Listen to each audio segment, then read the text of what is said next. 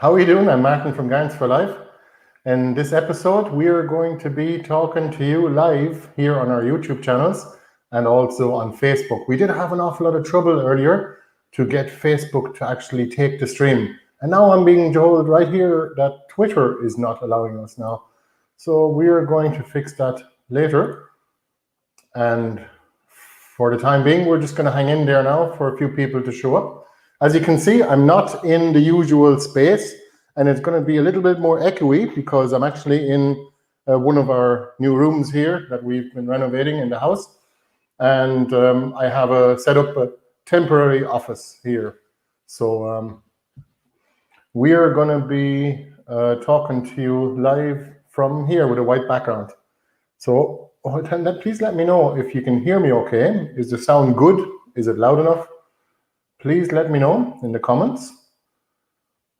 And if you have any questions, please let me know. Even if you're watching this after it was streamed, just post your comments either on please post your questions on the comments on the video, or just save your questions until next Thursday. It'll be every Thursday actually at 9 o'clock. We'll do these live sessions and Q&A sessions as well. So if you have any questions about gardening, homesteading, growing food, preserving food, keeping chickens, even starting a business and all the rest. So let me know if you have any questions at all. If you've been watching our videos, if you've been following us for a while, I'm sure you'll have plenty of an idea. You'll have a good idea of what exactly we're into. So I have some questions for you lined up today. So we'll get to the questions in a minute as people are joining. I see some people joining in now. Please let me know if you can hear me okay. Let me check here. Hello, Mike. Thanks for joining again. It has been a crazy week yet again. We have been absolutely flat out here, just moving things around in the house and keeping on top of the gardens as well, and just starting more plants while we can. So I just set up a new garden yesterday as well. It's small enough now, but it's basically was just an opportunity to start a garden with very little effort. So all I had to do was basically move a little bit of compost for about 3 hours or so, and I'm going to make a video about it too. Please let me know if you can hear me okay. Is the sound good? I've got a microphone right here. Getting a little bit too warm in here actually, but I was just moving some wood out there for firewood for next winter. I'm going to be cutting up an awful lot more wood as well, especially hawthorn and some of the other woods like ash as well, and beech wood as well. So thank you, Mike. Thanks for letting me know about the microphone. I'm looking forward to actually burning well-seasoned wood again this year. So last year we were burning 2-year-old wood. This year it's going to be 3 years old. And next year we're going to have even older wood. So we've got wood and a bit of turf as well. But we're trying to transition from turf completely and just use wood. And we're looking to eventually purchase woodland as well. So we'll see how we get on. In the next coming years, we will let you know how we get on. So let me see here.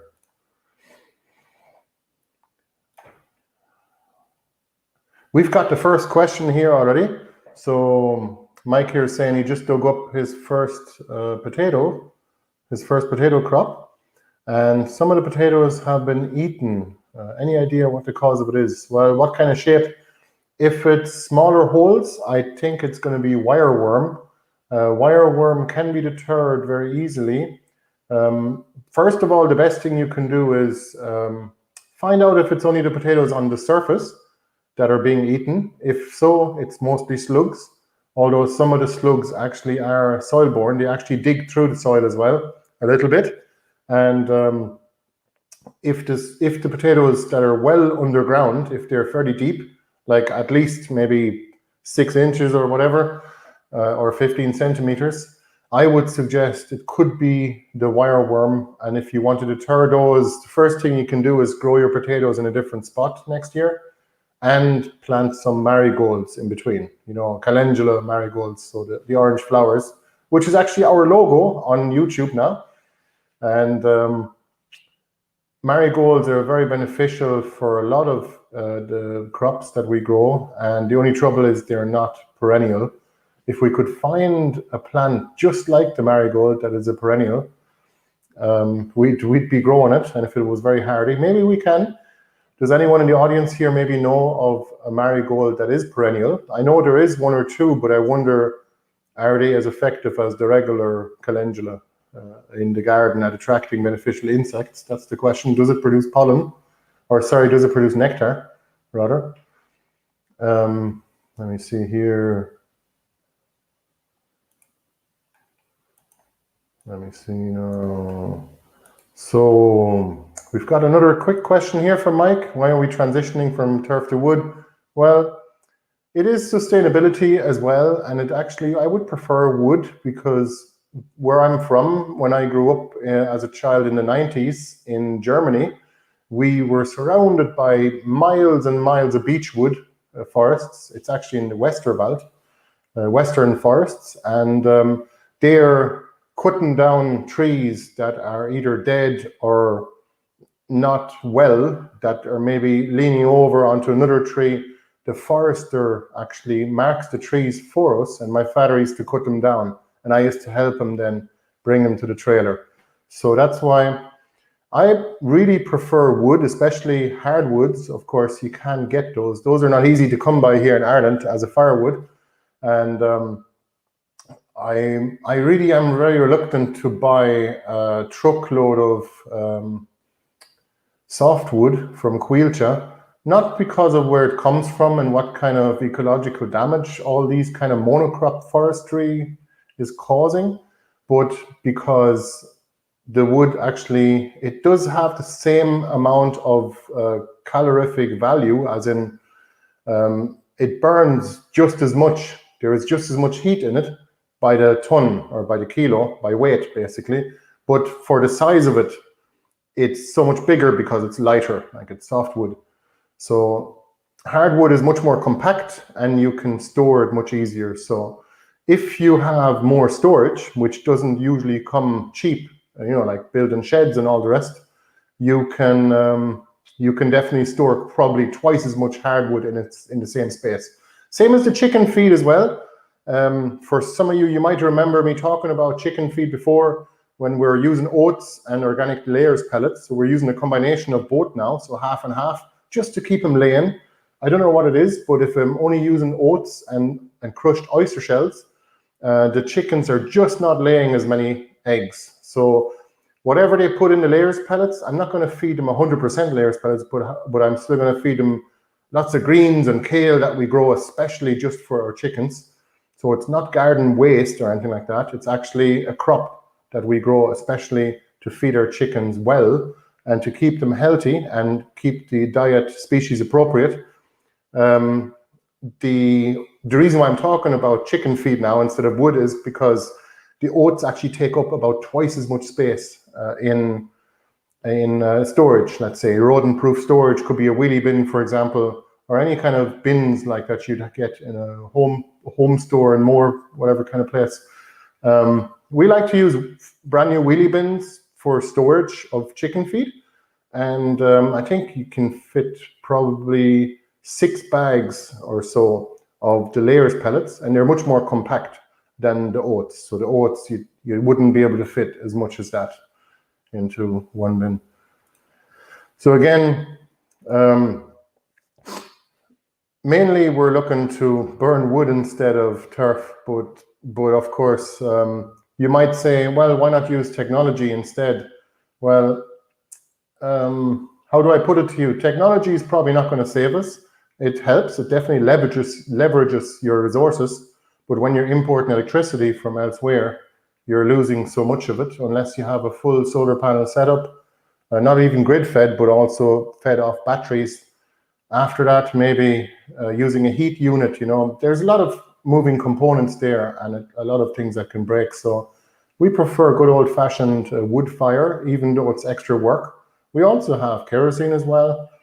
course, it's not about gardening, but we do a lot of homesteading here too.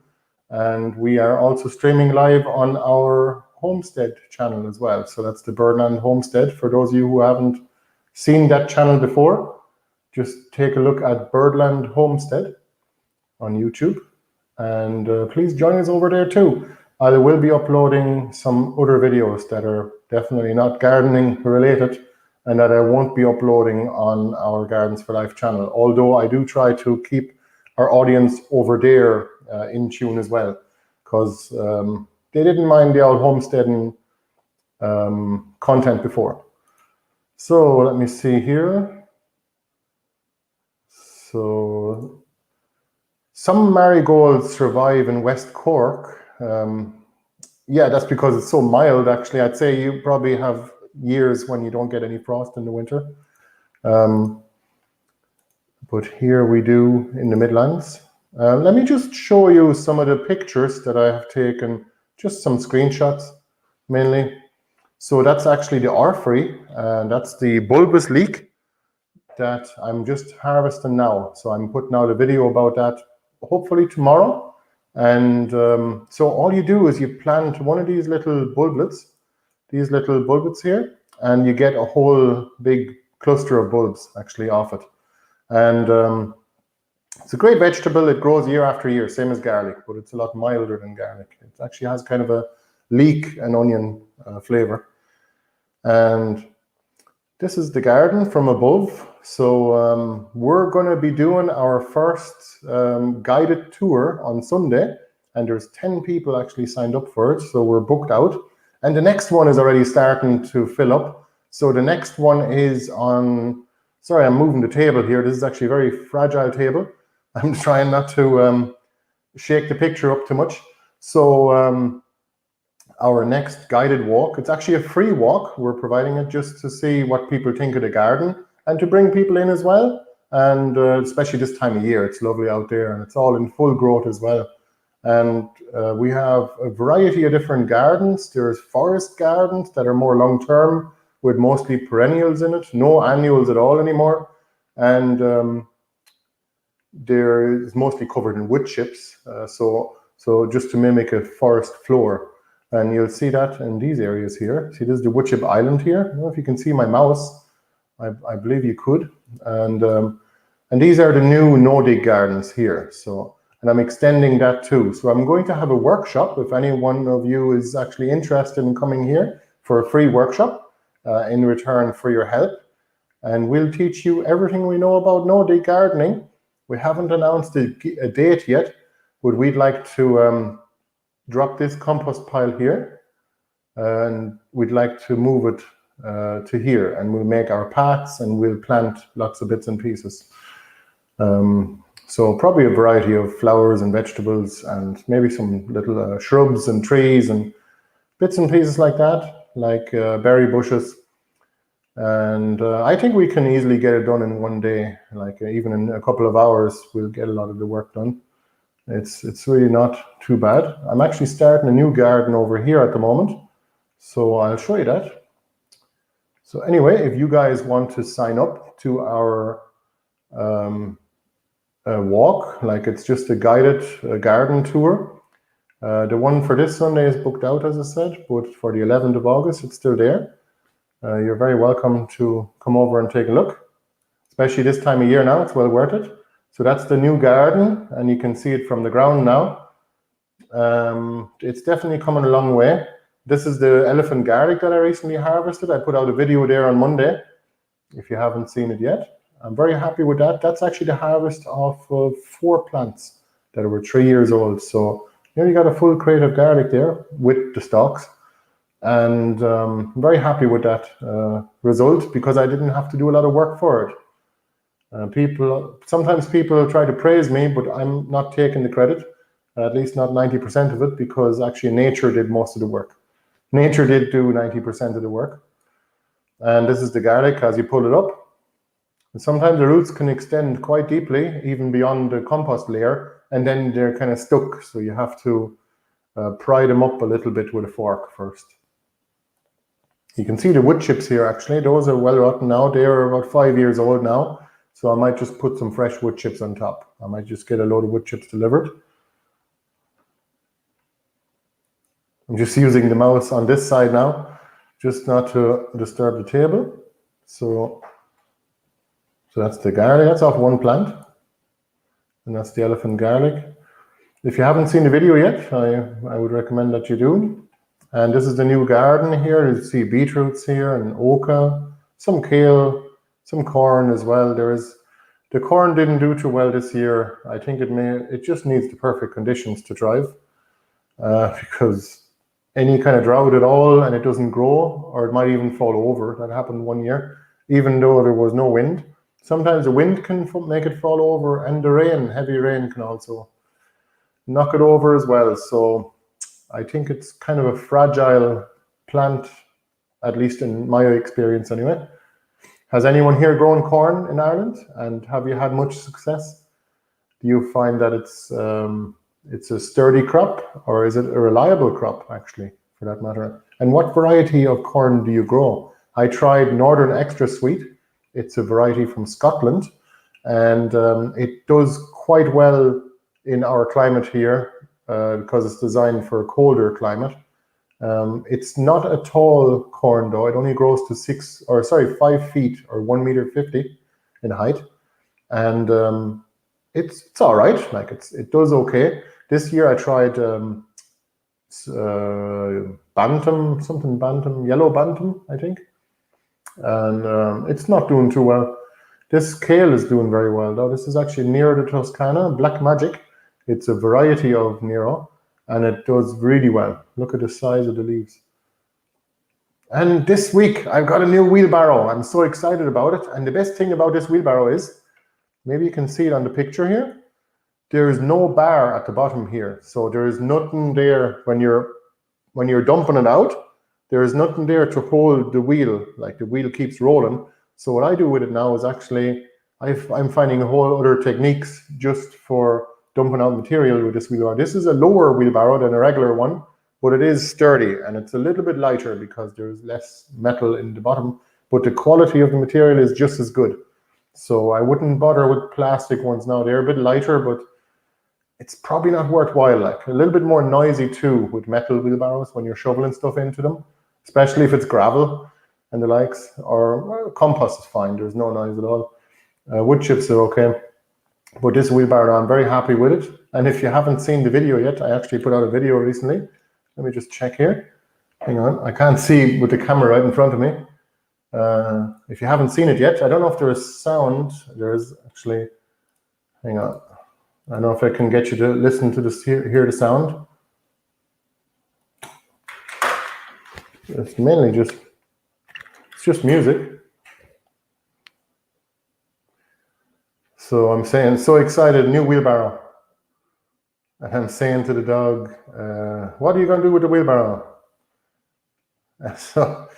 So I basically made a new garden right here, and I just had to try out the new wheelbarrow just to see how it is. And that's our video series on useful plants as well. All the shorts on YouTube that I'm putting out now, they're gaining some traction as well. So let me see now. Yeah, that's all the pictures for this week.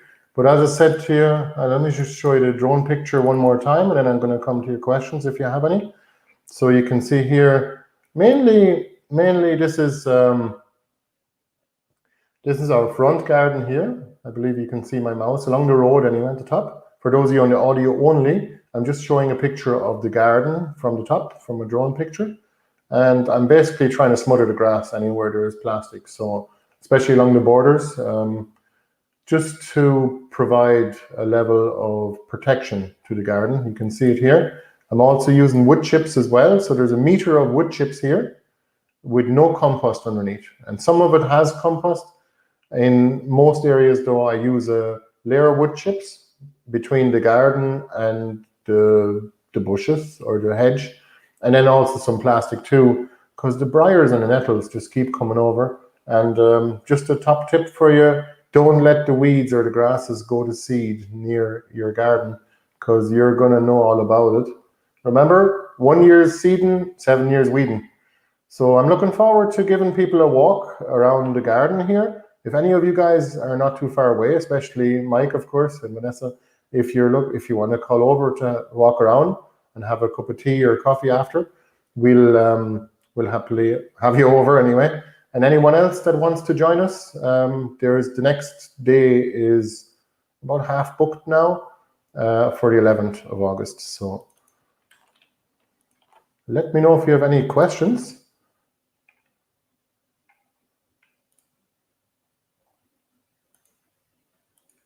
How are you guys doing? Thanks for joining. I can see we are live on Facebook. I'm seeing some people over there. And let me see now. We've got some people on the YouTube channels as well. So let me see now.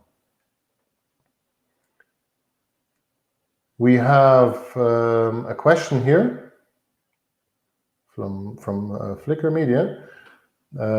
Just received my chicken coop today. Next step is portable fence that I can electrify.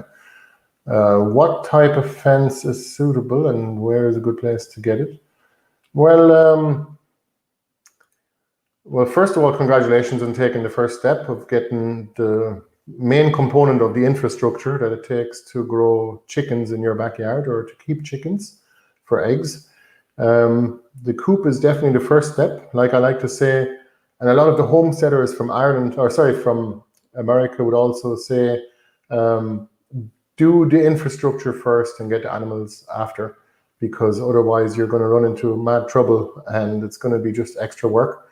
I would suggest definitely an electric fence, a 4-foot tall fence. It's called poultry netting, and it's usually about €200 for a 50-meter fence. A 25-meter fence would be €110, roughly. Where exactly to get it, I'm afraid, currently I don't know, because I haven't bought a fence like that for a long time. You could try freewaypoultry.ie. They're a crowd in Limerick. I've had very good experiences with them. I've been very happy with them from a customer service point of view, and their chickens are also very good for those of you looking for point of layer chickens. But I think it's O'Reilly Poultry in Ballinasloe as well, but they don't sell components or accessories for chickens. But definitely try the other crowd.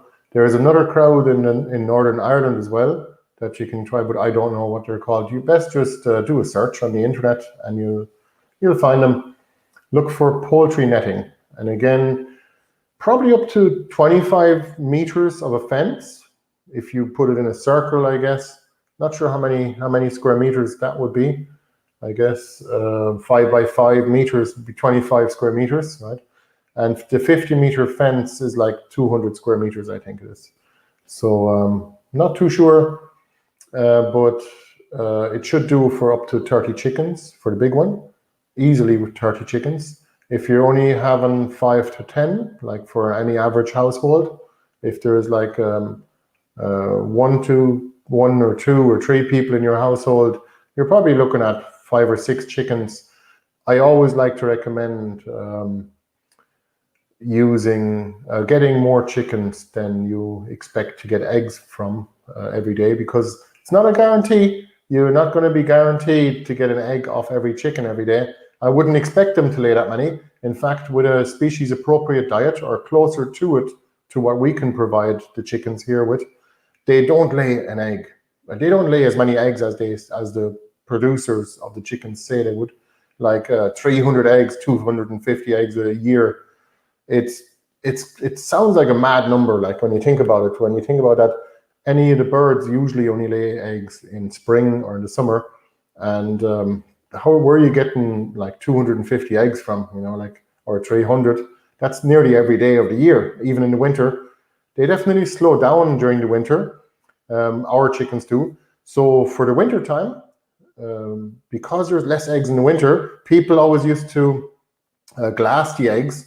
So you can take all the eggs, the excess eggs, or the surplus eggs in the summer and glass them. Basically get some hydrated lime.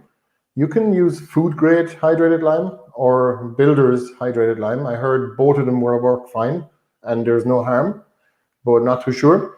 So put, I think it's an ounce or 30 grams or so of hydrated lime into a gallon of water, and then shake it around and put it into jars and put the eggs into the jars so that it's all covered, to make sure that the water covers the eggs, and then the lime actually closes the pores on the eggs. So you can store fresh eggs without having to boil them, like raw eggs, for up to 12 months. And that's what people always used to do before refrigeration. By the way, keeping eggs cool doesn't do anything for them. As long as you don't let them warm up excessively, room temperature is fine. If you're ever in doubt how to store certain foods properly or for the longest possible duration, I would highly recommend that you simply look at the professionals. The professionals are the supermarkets. Just check out how do they keep the stuff and what temperature is the shop at as well. So, these are all things to consider, and eggs are not being kept in the fridge. So, what was I talking about eggs? Oh yeah, so a 25-meter electric fence would be probably plenty for up to 10 chickens, I would say. So if you're not going to go beyond that, you might as well not bother getting the big fence. But it does give you more room. The bigger fence, we always move it around, so our chickens are tractoring around the place, and they've eaten and demolished all of the grass in our backyard now, and we're actually running out of ground. So we've run out of grass, which is the best problem ever to have for any gardener, because you don't have to deal with all of the grass creeping into your garden beds when your chickens keeps eating them and scratching them up and fertilizing the ground as well. So then you move your chickens off that ground, and then you can put down some compost and plant it up, basically use it as a garden. So that way you don't have to even bother smothering the weeds with plastic or cardboard, which is really handy. For those of you who just joined, if you have any questions at all, please let me know in the comments, and please write questions in all capital letters in front if you don't mind. That way I'll know it's for me. Sometimes people start their own discussions, and that's fine. You can talk to each other, of course. Who am I to tell you not to talk to each other? That's what we're here for. We're trying to create a community too. And you'll probably be wondering, why is he in a different room now? He's not in Birdland Studio. Well, my wife Bianca is actually using the studio full time now for the next 4 to 6 weeks, because she has a lot of projects on the go, and she's starting an album as well. She's actually well on the way to finishing the album, and she's going to be publishing that too. So if you're interested in seeing her stuff, look up biancafachel.com, or you can look up on YouTube as well, Bianca Fachel. You can also check birdlandmusicstudio.ie if you want to take a look and support her a little bit by giving her a few views and maybe a few thumbs up. We'd highly appreciate that. Let me see here. I have a question from April. Hello, thanks for joining again. We appreciate that. Will we be doing any videos on vegetable fermentation? I usually make videos about things that I've tried. It doesn't necessarily have to be a thing that I'm actually an expert at, but I have never done vegetable fermentation or fermented vegetables. I assume you mean in jars, like preserved basically, but so that you can eat them. They're much healthier than, of course, regular either raw or especially cooked vegetables. I heard a lot about eating raw foods, and fermented foods are even better because they have a lot of the good bacteria cultures in them, and the body doesn't have to work as hard to digest those vegetables as well.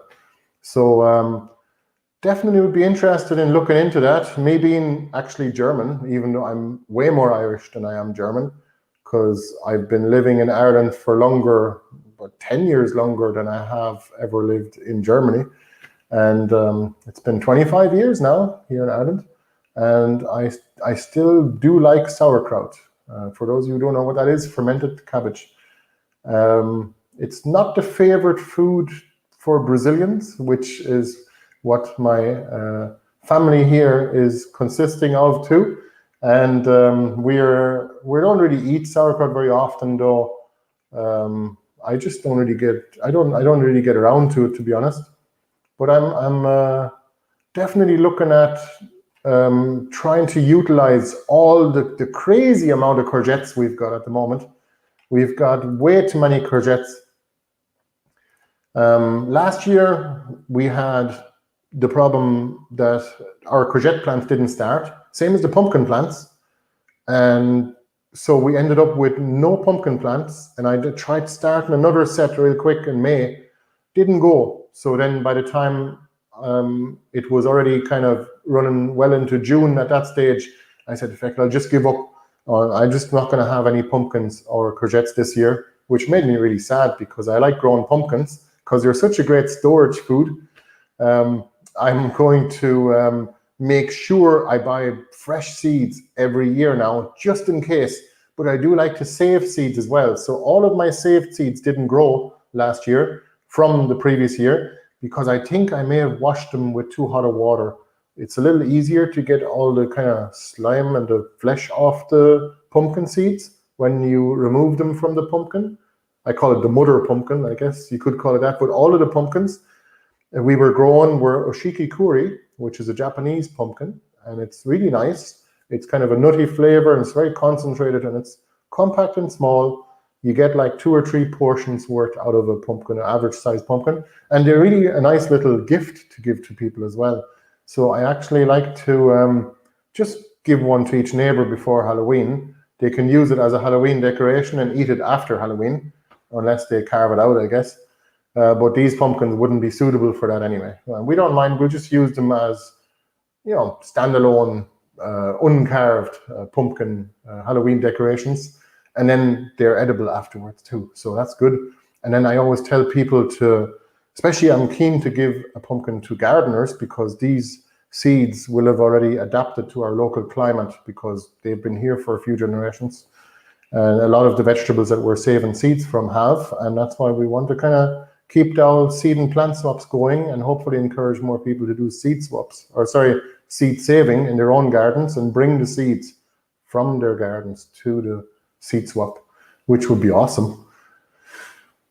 Let me see now. So the oshiki-kuri, sorry, we always tell people, save the seeds when you're eating, when you cut up the pumpkin, make sure you save the seeds and then you have loads of seeds to grow next year. So we're kind of trying to make people a little bit more self-sufficient, at least in regards to pumpkins. I don't know if you can eat any of the pumpkins that are for sale in the shops here in Ireland. Does anybody here know in the audience? Do you know can you eat the pumpkins that are for sale in the shops? Especially around Halloween, or are they all just for carving and decorations? I know there's the little ones, and I'm not talking about them, I'm talking about regular pumpkins. Kind of find it hard to find, I'm finding it quite hard to find good quality organic pumpkins even. I guess you have to know a market gardener for that, or something. You have to go to a farmer's market, I guess, if all things, if you're not able to find them in the local supermarkets. Unfortunately, the range of vegetables is quite limited, including the fruits and berries. And we're glad to have supermarkets. We go shopping twice a week, but you know what? There is certain things you can't buy in the shops, and also, of course, the quality of the food that you grow at home is so much better because it's fresh. It's not a few days old, so it's really the main reason. Let me see here. So Eleanor says, very little success with corn. I thought it took up too much room and would only do well in sunny summers. Yeah, we found that too, especially with cabbages. Years ago, I used to grow cabbages, like 10 years ago now, in an allotment in Athlone, out of all places. And the cabbages are just massive. Like they take up like a square meter per cabbage. And then you might end up with a head, and you might not. And you might not even get a good yield, and it could get destroyed with slugs.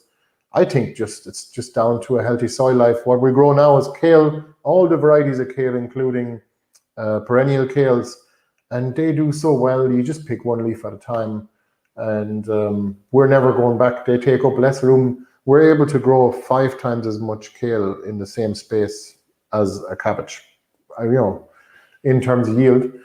Yeah, our corn, luckily, I didn't actually put too much, give the corn too much space.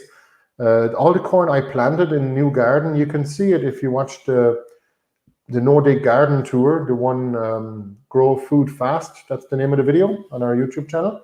And that's the new No Dig garden that I only started in April and May. So it was planted up about 2 months ago, and things have really taken off. I'm actually even surprised how quickly things grew. It's mad, because the compost, a lot of the compost is 1.5 years old. But don't tell anyone. No, I did mention that in the video. The mushroom compost is just so much better when it's already 1.5 years old, and it is just swarming with worms. Loads of worms, loads of healthy soil life in it, and that really helps to make the nutrients in the compost available to the plants. So it's really the soil life and the bacteria in the soil that make all of that available. Oh, I forgot. I was going to show you something actually. Hang on a second.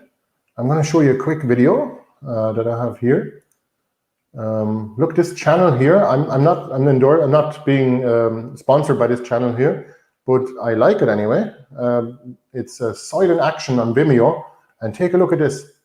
I don't know what frame rate you're seeing now, but hopefully you can see that okay. Please let me know in the comments if you can see the video in a good frame rate. Is it very, very shaky?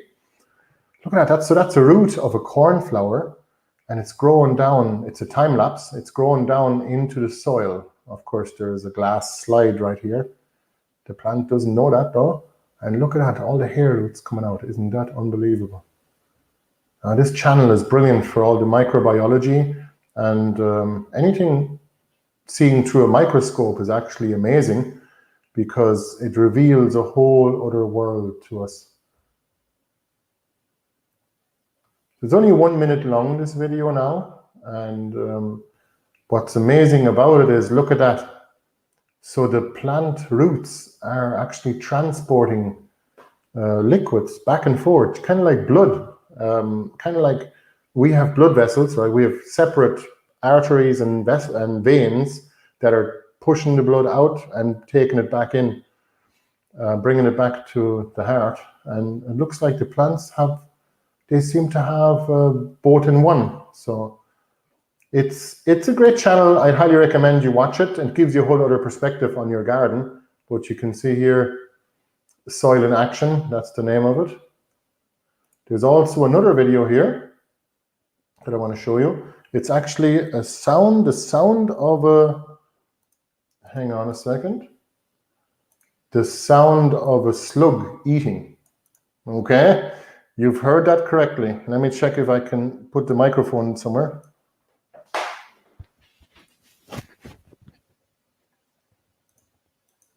Hang on a second.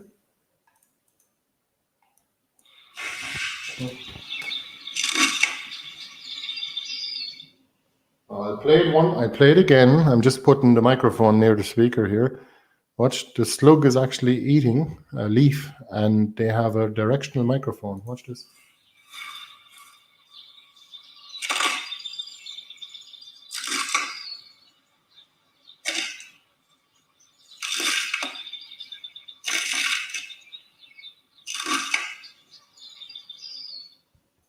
Isn't that unbelievable? It's another one of those little things, you know. I think it's amazing. Hang on. StreamYard, you were hiding from me. No. Sorry, StreamYard was actually hiding from me to tab here. Let me put that microphone back on. Oh, I need some water. I've also got, sure, it's nearly the weekend. I've got some other water here too. Monk's water, I think that's what they call it, is it? Water that has been slightly preserved back in the medieval ages. So please let me know if you have any other questions in the comments or in the chat. I'm going to take a look here now.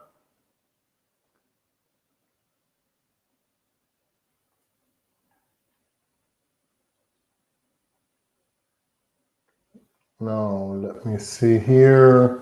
What other questions have you? If you have any questions, please write the word question in all capital letters. That way I'll know it's for myself. And even talking points, if it's not a question, you can just let me know. Tell me if you want me to talk about anything in particular, anything to do with no-dig forest gardening, growing vegetables, chicken keeping for eggs, rabbit keeping. What else do we have? We have cats and dogs. We do homesteading. Let me know how to start a business, whatever you want me to talk about. I'm not going to keep it going for too much longer, but of course, I always feel a bit bad about cutting off the live stream just as lots more people have joined. You kind of try and keep it going then for the ones that have joined. But let me see here. So we have a question. Kevin, how are you doing? Thanks for joining us again this week. I have to look like this because the camera is right in front of me here with a tripod. It's actually the same camera I use to make the videos as well. So it's actually a DJI Osmo. It's really handy for a webcam as well. So if you grow pumpkins from the shop, like bought pumpkins in an organic way, if you grow pumpkins from a shop bought pumpkin in an organic way and collect that seed and re-sow them, does the seed become organic? To be honest with you, Kevin, first of all, I actually don't know if it makes much of a difference. Now, there's two different schools of thought here, and I could actually probably go on about it for an hour. I'm not sure, but I'd like to get people maybe to help me discuss it a little bit. If you have any experience in this, please help me answer this question. Give us your opinion on the chat. But I believe that first of all, if you take a regular seed that's not like a vegetable seed that's not organic, right? Just a regular old vegetable seed, and you grow that in your garden, and you do it organically or better, beyond organic, as in, like us, people always ask us, are we organic? Well, we don't even use any chemicals or pesticides or any kind of natural sprays at all that organic growers are allowed to use. So we don't even bother with that. We use more of a natural method of gardening. I can't say Fukuoka didn't have something to do with it, but there's a lot of people that have inspired us. And if you want to see the list of people that inspired us, go to our website, it's gardensforlife.ie, and go to the search down below and type in inspired, and you'll see the list of people that have inspired us from around the world. A lot of great people that you can, probably more than half of them you can look up on YouTube as well. But to answer your question, I think if you take a regular seed and you grow the vegetable at home in your garden in an organic way, that vegetable is going to be far superior in quality and nutritional benefit, or nutritional, what's the word for it? I can't think of it now. Profile. So there's going to be a much better nutritional profile, and it's going to have a lot more flavor in it compared to what you buy in a shop. It may not quite look as good, but it's going to be a lot better, and it's going to be fresher as well as you harvest it, and you're going to use it on the same day that you harvest it, rather than it being shipped off in trucks and warehouses and then into shops, and then it might sit there for another week or two, or a few days anyway. So anything you grow at home is going to be better anyway, regardless of whether the seeds are organic or not. But I think the whole certification process for organic growers is unnecessary if your customers have a relationship with the grower. Basically, even a market gardener, for example, like even Richard Perkins with his farm in Sweden, he basically doesn't want to bother certifying his farm or in an organic certification because it's just not worthwhile. It's better to actually build up trust instead. Like basically show people, look, this is what I do, this is how I grow it, and show them the process. Like basically make a connection, a real connection with your audience and with your customer base. Not like the big farms and the big companies that just have contracts where it's a race to the bottom and they just sell to the big supermarkets. That's not a good system to be supporting. And that's one reason why we're trying to grow what we can, but we're also a bit lazy at the same time, as in buying things in the shop, convenience items, especially bread and that kind of thing, you know, it's awful. You shouldn't be eating grains anyway. But I think if you can avail of organic seeds, you might be better off. The question I have to you guys in the audience right now, maybe you can help me answer this now, or maybe you can give me some food for thought on this. Do you think that a seed that's been grown using pesticides, aka not organically, or using artificial fertilizers, or even worse, pesticides, herbicides, maybe even Roundup, do you think those seeds will have a certain degree of genetic damage compared to vegetables that are the old varieties from way back when that have always been organic? I wonder, like, if that's the case. Please let me know in the comments. Just some thoughts. And thank you, Kevin, for asking the question. By the way, quick one on this, Kevin. Use whatever seeds you can get. And if you can't get the organic ones, just use regular ones. It doesn't matter. We use the potatoes from the shop, and just if they sprout, I just throw them in the garden and cover them with compost. They're still there, you know. I mean, they grow, they're fine, they're organic, but I'm not too worried about it, because even if you feed, let's say, organic eggs in the shop, a million miles away from what eggs you can grow at home, not even close to it. Even if you feed your backyard flock regular old layers pellets and nothing else, not organic, just regular layers pellets, the cheap stuff, like the regular stuff, €10 a bag, whatever, the eggs are still going to be a million times better than what you get in the shop. Of course, if you feed them organically, feed them some vegetables that you grew for them especially, and maybe even some organic oats with that, and all the rest, I think they're going to have a much more balanced diet, and the eggs are going to be even better, which is the eggs we've got. By the way, I've been saving eggs, and I think I'm going to have enough to do a batch of pickled eggs soon that I'm going to pressure can, and might make a video about that. If you guys are interested, please let me know. Now, we have another question now. I have an elderly neighbor recently said to me that if you have spruce trees around, you'll never grow turnips. I don't grow them, but my radishes are always very mediocre. Any thoughts? Well, I think radishes grow so fast, all you need to provide is high fertility, aka compost, well-rotted compost, and a lot of moisture. So if it's been dry, that's why the radishes didn't do too well. Our radishes are French breakfast, and you can also get other varieties that are good. In general, I think white icicle and French breakfast are good varieties to grow. There is plenty of others. The Spanish, black Spanish round is good because you can actually store it in the garden and you can grow it into the autumn and then leave it there as a winter radish. So that's handy. But I think your neighbor may be talking about something that he may have heard way back when, which is still true, but this is all traditional handed down knowledge that, of course, carnivorous trees, the same as walnuts and many other trees, actually are allelopathic. Am I pronouncing that correctly? In that the leaves or the needles on the tree are actually, they have chemicals in them that are kind of like a hormone that is inhibiting growth or even germination of other seeds nearby. So when they drop their leaves or their needles, especially spruce trees, or walnut trees for that matter, not much will grow around it. Kind of like a shield, you know, like a chemical shield. So plants do produce chemicals and they have chemical defenses.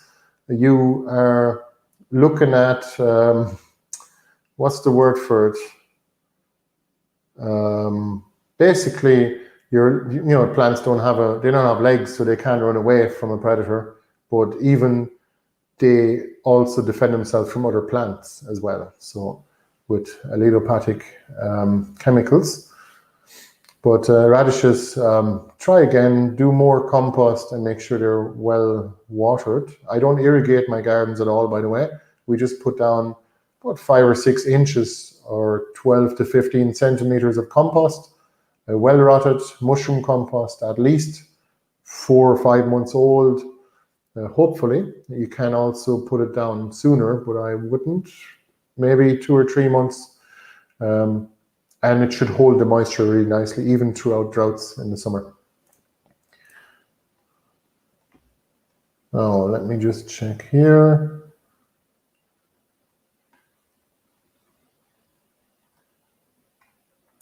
Now, Chris, we do know Martin Crawford, yeah. We haven't visited his garden down in Devon. He has a 2-acre forest garden that's now, I think, 18 years old or so, which would be amazing to see. Unfortunately, he doesn't have a YouTube channel as far as I know. I did find some, I have been watching some of his tour videos, just snippets and bits and pieces, but I think it would be a very good resource. I have his book, and I think it is a good resource. It's definitely awesome. He focuses a lot on perennials, and that's what we do. So his 2-acre food forest, forest garden is what he calls it, of course. It's actually, he created the Agroforestry Trust in the UK. So a trust is like a whole other way of setting up a company. Instead of a for-profit company, a trust is different, and it's a lot less vulnerable in a legal way. Basically, he encourages, I think he was setting it up in a very official way, so because he's trying to encourage farmers, the biggest landowners in the world, or at least in the Western world anyway, to change their ways a little bit and maybe embrace a bit of agroforestry. Of course, a lot of the farmers are unfortunately very old, and the newer generations are not seeing the profits that you'd expect for the amount of work that they'd have to put in. Like, we're talking about a lot of people like that I know here, they're working 60, 70, 80 hours a week easily, sometimes even 90 hours a week. I used to do that when I had a full-time job up until January, and I don't do that anymore. I now work 50 or 60 hours a week. So it's not a massive amount, but I also do a lot of homesteading, so I do other work too. But coming back to agroforestry is very good. If you like, Eleanor, if you like Martin Crawford's book, there's another book by Mark Shepard, and it's called Restoration Agriculture. Look that up, well worth getting. And by the way, if you are looking for books, we have actually got a page on our website. Sorry, now I have to just type something in here. Squeaky chair as well. So we have this page here. I'm going to paste it into the comments here. You can, so for those of you on audio, when you get online, you can go to gardensforlife.ie/products. And those are all of our recommended products, well, some of them anyway, and our books as well, a lot of the books that we have been recommending. So take a look, and we get a little bit of commission when you click on the links as well. Now, let me see here. Do I make pumpkin wine? Let me see here. Do you make pumpkin wine? Pumpkins came from my garden this year, and I want to try something different. I have not made pumpkin wine, but it's a good idea. I think it could be really good. Imagine if you had a wine that tastes like pumpkin pie. Now, if you add a tiny bit of cinnamon, maybe you can do that, but be careful. If you add cinnamon wood, it can make it extremely spicy. Ask me how I know. Definitely, for those of you who think he's gone mad now making wine out of vegetables, actually, pumpkins are not a vegetable. Anything that has a seed in it that comes from a flower is a fruit, including courgettes, of course, cucumbers, tomatoes. They're all fruits. They're not vegetables. A vegetable is a vegetative part of the plant, either a stalk, a leaf, or a root, basically. We can get technical, but you know what? Don't worry about it. Pumpkin pumpkin wine would be a good idea. I'm going to try that this year. Thanks for the encouragement and for the idea. I have tried Jerusalem artichoke wine and it was quite good, actually. I haven't made it myself, though. We are also going to make elderflower wine. Of course, some of you might say, Jesus, the season is long gone for elderflowers now. This is the end of July now, and elderflowers typically are flowering around the beginning to maybe the middle of June here in Ireland. Depends, and then there's a 2-week window until it's all gone. Well, we've got American elder now. American elder has a much nicer aroma, kind of vanilla flavored, and it flowers from just starting now. Actually, it's starting to flower from midsummer until October, till the end of October. So we're going to make a lot more American elder wine, American elder flower wine, I should say. We have recipes on our website.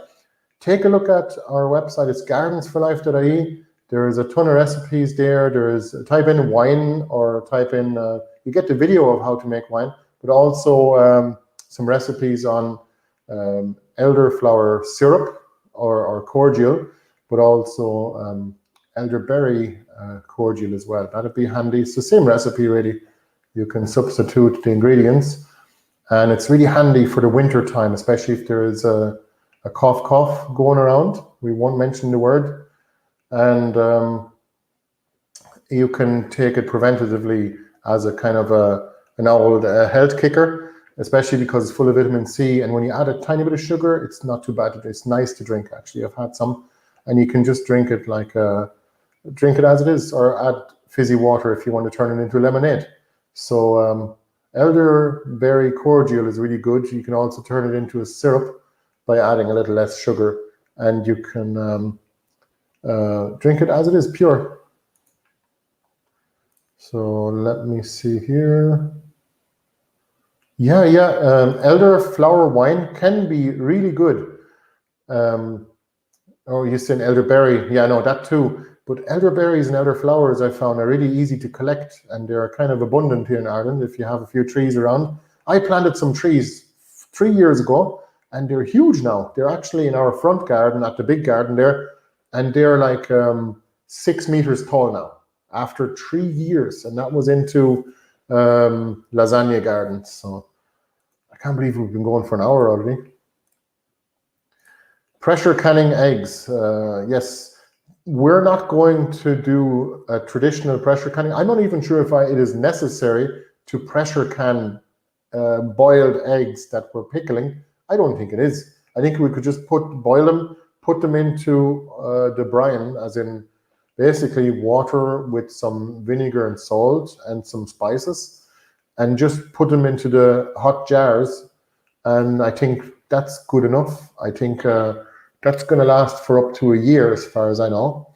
But don't take my word for it. Look up recipes online for pickling eggs, because I haven't done it before, so I can't confirm it. But I have done a lot of things, and I think if we do that, we boil the eggs, let them cool down, put them into the brine, put the brine into the jars, all cold, the jars cold, into a pressure canner, bam, done. I think you can keep them forever. Not that we want to, but the idea is it's definitely going to be safe. We're definitely not going to have any chance of contamination from the good old, what's it called? Oh, I can't think of the name of the bacteria now that gets in there when you're canning. But it's a bad bacteria, and you want to have over 112 degrees Celsius to kill the spores of it as well. We have another question here from Mike.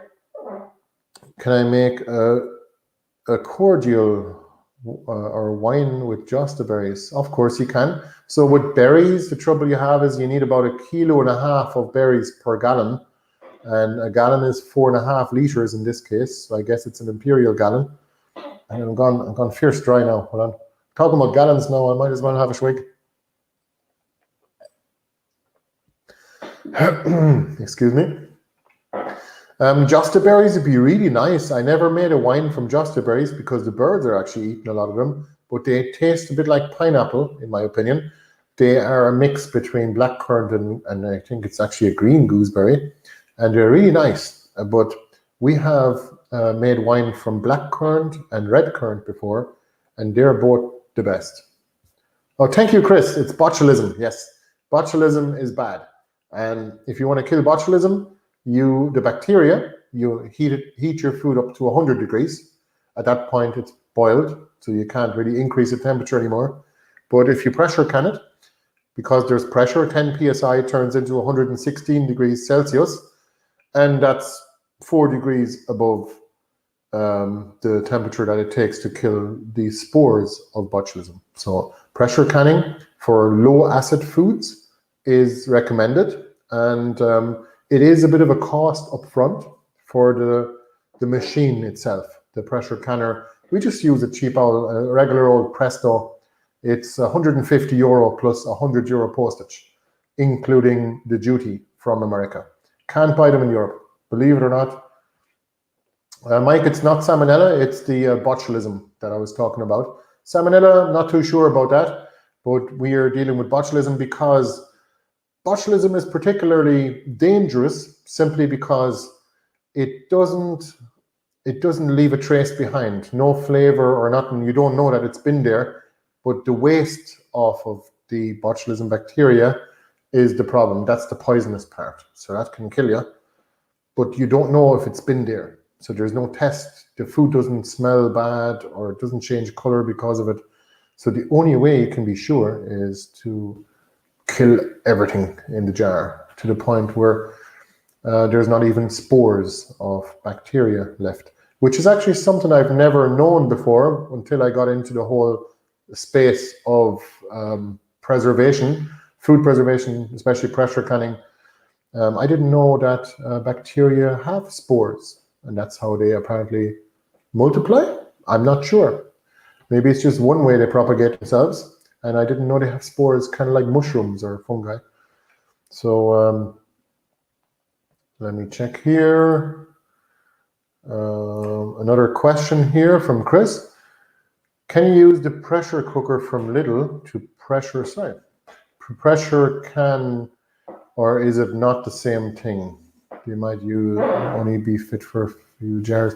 So you could use a regular old pressure cooker, but you need to have an indicator as to how many bars you're building up or how much pressure, like PSI, you're building up. So you can get two different kinds of pressure canners. Well, the basic ones are one with a wobbler on top, and then all it does is like a weight that you put on top, and then X number of wobbles per minute is like a certain amount of pressure.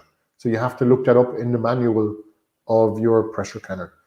The better one, it's kind of like driving blind to me. I would prefer to have an actual gauge. It's not a lot of money. It's just a little pressure gauge, and you can actually see the needle goes up, like it's an analog gauge, and you can see exactly how many PSI or bars of pressure you have. It's better, but you can use a pressure cooker to jar or to preserve your jarred foods. The trouble is they're too small. And this thing, the Presto one, is 23 liters. Give me a second now.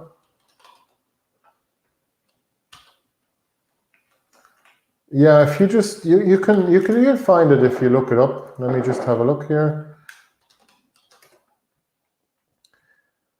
Yeah, no, you can't get it on Amazon anymore. There is one here, but holy smokes, that's actually £440 in Europe. I know they've gone up, but that's big money. You can buy an All-American for that, and it's actually a lifetime investment. These Presto ones could last you for 20 years or so. The trouble is, though, that you need to buy the ring as well. There's like a seal, a rubber seal. It's €30, and you better have a spare one anyway, just in case you need it. Not too sure how long those last for. We haven't had to buy another yet, but I'm going to buy a spare rubber ring just for the seal on the top of it. The All-American pressure canner, the All-American pressure canner requires a little bit of oil or fat along the rim, and it actually closes fully with screws or with bolts. All right, folks. Well, I think we'll leave it at that. It's been an hour and 5 minutes, and it's been my pleasure. I go fierce dry when I talk for an hour straight. And thank you all for being here again today. If you want to support us, please consider joining our membership. We have 3 ebooks there now that I wrote some time ago that are available for free. And the No Dig Gardening course is also available to members for free. And we're finishing that up now. If you are a member and you're listening to this and you don't have access to the No Dig Gardening course on our website, it's an online course, please let me know. I'm going to enable you. We're going to try and get everybody enabled on the course. We also give members a big discount on everything we do as well. If you are based in Ireland, consider coming to one of our events.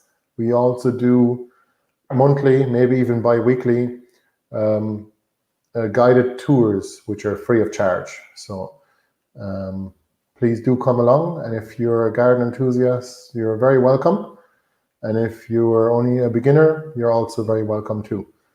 As long as you have the will to grow for the green thumbs, you'll be all right. Thank you all for joining, and we'll see you next week. And please let us know if you have any questions in the meantime, or save them for next weekend or next week, Thursday at 9 p.m. That'd be Irish time, GMT. Also, for those of you not yet on our email list, we have a email subscriber list as well. It's free of charge. You can go to gardensforlife.ie/subscribe. And sorry for those of you who just joined, we are finishing up already. We've been live for an hour and 7 minutes now. But again, if you want to join our membership, I'll just put the page in here. Take a look at the benefits there. And please do come along for our free guided tours around our big garden. Big garden because that's the garden. It's not out the back of the house. So that's a different garden. And please do join our email list. And we also have elephant garlic available now too. That's just been harvested. And we have harvested the orphrey, which is a bulbous leek, and some of the other alliums as well. We have also got potted plants available there too. So please do take a look, and hopefully you can find something of use for yourself and for your garden. And it's all perennials. Almost all of it is perennials and useful in some way. So they're either medicinal plants or they are some kind of perennial vegetable starts as well. We do kale cuttings as well. So thanks for your support, and we'll see you next week. Bye-bye.